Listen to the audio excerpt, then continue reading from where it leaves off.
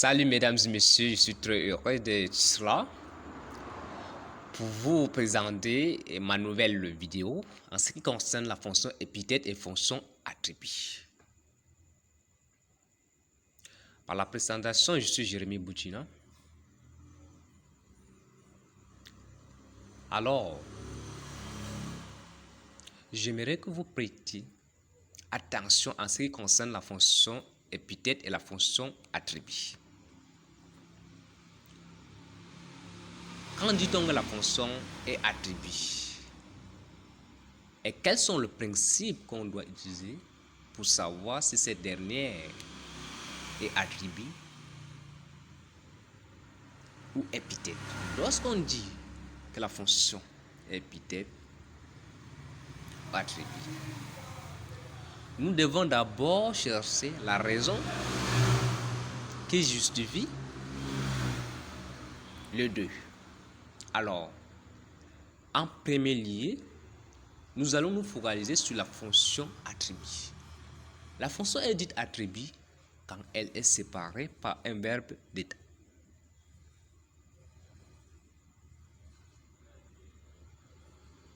Et nous savons ensemble que la fonction attribut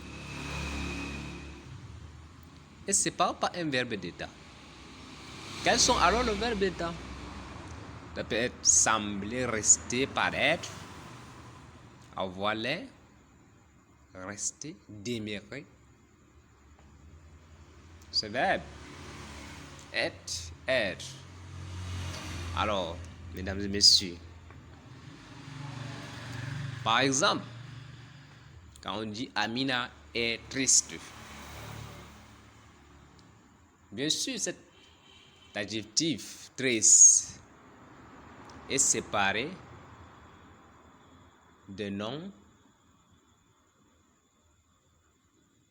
que le qualifie,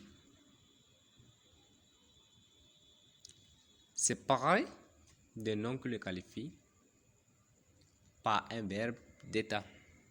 Amina est triste. Amina est séparé par le verbe être qui est conjugué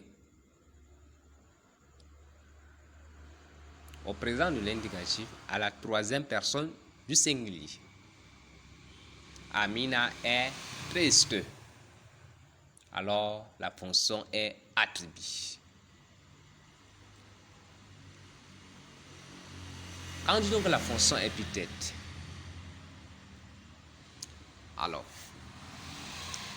la fonction épithète, quand cette dernière est rattachée directement au nom qu'elle qualifie, on dit la fonction est épithète. Par exemple, Amina triste. Triste est attaché directement à Amina, qui est le nom qualifié. Pas triste.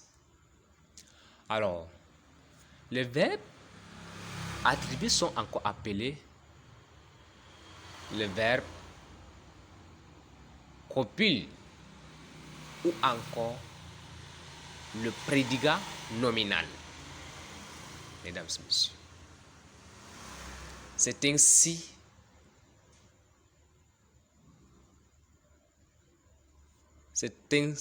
s'achève le thème de ma vidéo et je vous demande de vous abonner massivement sur cette chaîne YouTube. Coco, bonne nuit, Boutina Jérémy.